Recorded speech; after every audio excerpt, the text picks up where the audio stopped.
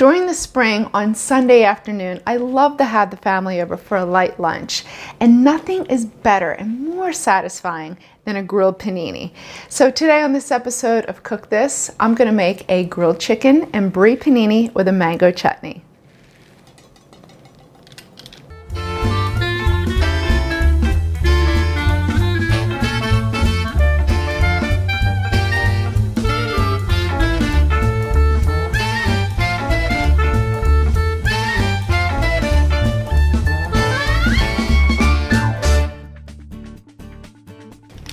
Hey guys, I'm Shereen with Cook This. Today we're making a delicious, savory, and buttery sandwich, a panini, which is just an Italian sandwich made with Italian bread, grilled and pressed. And first to get started, I'm just prepping my mangoes. So we're gonna make a mango chutney that we're gonna slather on the inside of the sandwich. It makes it sweet, it's savory, it's a little spicy, and there's nothing better. The mango. This one is perfectly right. My daughter Isabella loves mangoes. I had to hide these for this recipe because she would eat all of them. First, you just want to peel your mango, trim the bottom, get rid of the end, and then there's this oblong, really sort of awkward seed that runs inside, and you just want to cut around it. There is a little waste, but what I like to do after I'm trimming the flesh off of the mango, I like to just nibble on it. So that way it doesn't totally go to waste. And it can be a little slippery, so just be careful. So we're just gonna dice our mango and get it into our skillet. So a chutney is an Indian condiment. It's made with fruit, it's spicy, it's sweet, it's savory. We're gonna cook it down and make it into like a jam. So right into my skillet, I'm just gonna heat it over medium-high heat, add about half a cup of cold water. This is going to help the sugar that we're now adding to melt. So we've got sugar, and now we have some spices. So we have coriander, cumin, and cayenne.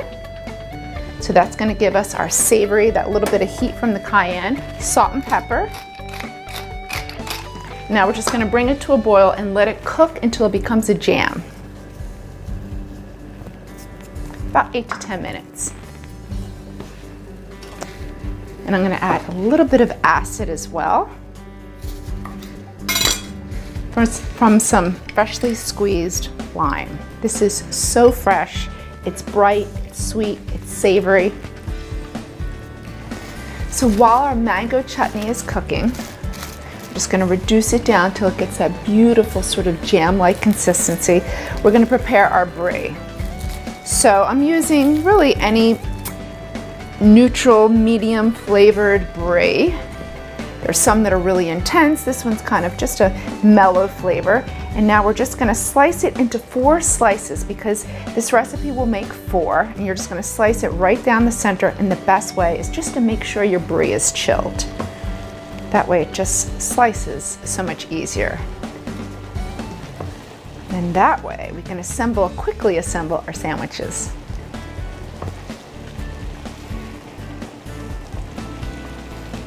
All right, so we got a little French brie, we've got a little Indian condiment from our chutney, and an Italian sandwich. It's the best of many worlds. Okay, I like to just place it on a little bit of parchment. It just makes it easier so it doesn't melt and stick to the plate. All right, let's check on our chutney. It's looking good. So we're tenderizing and breaking down, even though our mangoes are nice and tender. We're just gonna break down and soften and reduce that water. So our chutney looks beautiful.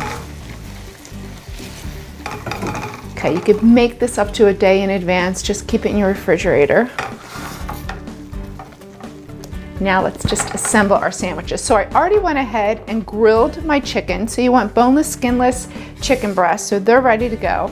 And now basically it's like making a grilled cheese in essence. We're gonna butter our bread and then just start assembling. And I already heated my panini press. If you don't have a panini, you can totally throw this on the grill. You just wanna wait on top So that way it just sort of presses the sandwich down for you, giving you that sort of panini feel. And paninis remind me of when I used to go to Italy. Every year we would go to Milano, and every coffee shop had, of course, delicious cappuccinos, but you could get cold sandwiches or paninis, and this always reminds me of it. So it kind of brings back some great feelings. Okay, so we've got our brie. Get one nice slice of brie. This is always the tricky part, not getting butter on your hands. And then we have a nice amount of brie in here. One of our chicken, freshly grilled chicken. And now we're gonna keep one side with no cheese because that's where we're gonna slather our chutney and onto the panini press.